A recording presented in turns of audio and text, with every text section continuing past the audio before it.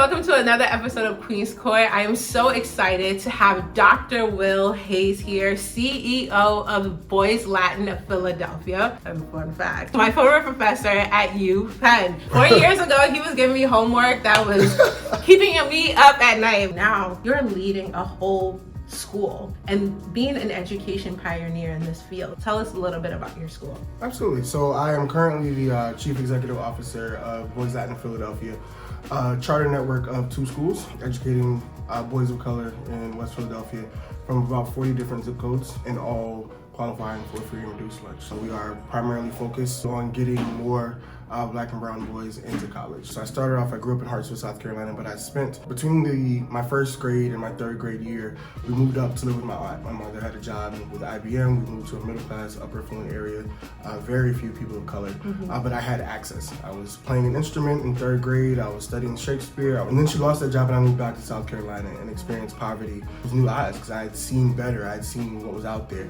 And so for me, that experience of, at an early age, realizing that depending where I lived, I had access to different things.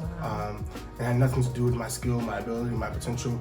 It had everything to do with the zip code I was in. And so for me, my career has been driven by providing students in low-income areas those opportunities and those access points. We want to probably the most integral positions to both get resources for my students, but to also remove barriers. This is such a critical time in education where people are really thinking about how we can build new things. So we can look at the pandemic as a crisis, and we can also look at it as an opportunity to reset, right?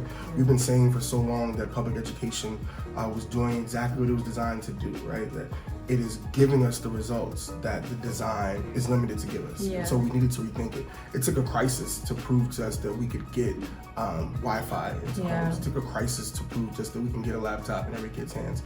It took a crisis to prove that the business community can come around and do these things. So there was a certain level of innovation and flexibility that it required of people to rethink what this can look like and rethink what it needs to withstand. And so for me, it was a huge opportunity to take all those things that seemed too risky to try, or it created space for innovation opportunity. Do you find that people want to go back to what it was before?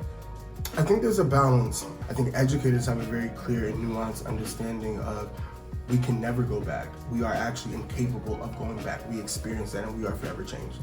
I love that. What has been very unexpected in your journey so far? I think one of my greatest lessons has been you don't know everything and you are limited by your own perspective. You need to engage multiple stakeholders and multiple people.